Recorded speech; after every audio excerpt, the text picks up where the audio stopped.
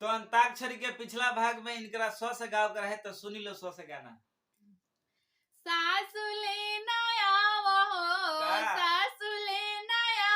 ऋण के पतैया कमरिया में दर्द होला हो बहुवर के करस हो बहुवर के करस कैलू बल जोरिया कमरिया में दर्द होला हो से गाई हसे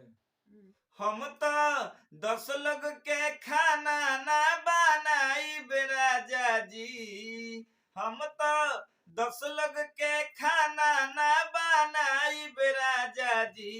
अलगा लेके रहो ना तो नैहर जाई राजा जी, अलगा लेके रहो ना तो नैहर जाई राजा जी। जैसे सुनाओ जानी बना सवकीन रखले बड़ा सवतीन जानी बना सवकीन रखले बड़ा सवतीन ए राजा जी कूदल हम चढ़ाइब तोहर बुढ़ापा में जाके सुतब ढाबा में ना। हम कहाँ कूदनी हो ढाबा में ना न से ना चाही साया साड़ी ना चाही टीका, ना चाही साया साड़ी ना चाही टीका, एगो सामान बिना मनवा बफीका, ना चाही पौआ के पायल बोलमुजी, हमारा के भेज दी मोबाइल बोलमुजी, हमारा के भेज दी मोबाइल बोलमुजी। जैसे गाओ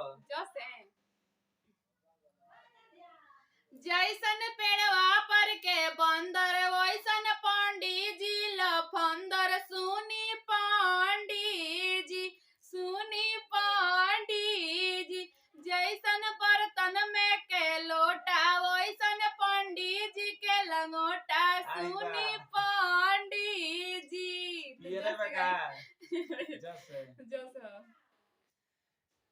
जब दिलावा न लागी तहार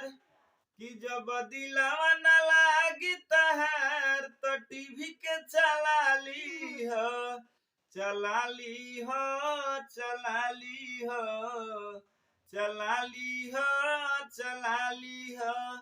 जब लइकन के जूटी बाजार तो धीरे से भगा दी हो जब लइकन के जूटी बाजार तो धीरे से भगा दी हो से सुनाओ हम तो डोलिया में पचननी हो सैया बा, हम तो डोलिया में पचननी हो सैया बा, अपने सूते लाली पलंगिया अपने सूते लाली पलंगिया हम के भूइए सुतावे हो सैया बा। बस बटे पिछुआरा हो मिडिल स्कूलिया जी, ओही में भैया हमार मास्टर जी ये हो ओही में भैया हमार मास्टर जी, पढ़े जे चलेली छिनारो सोना के बहिनी, पढ़े जे चलेली छिनारो सोना के दीदी, मास्टर के लिहली पटाई जी, मास्टर के ले गईली भगाई जी। जैसे सुनाओ जब से हासल बाड़ू दिलावा में धसल बाड़ू, जब से हासल बाड़ू दिलावा में धसल बाड़ू, जिया जिया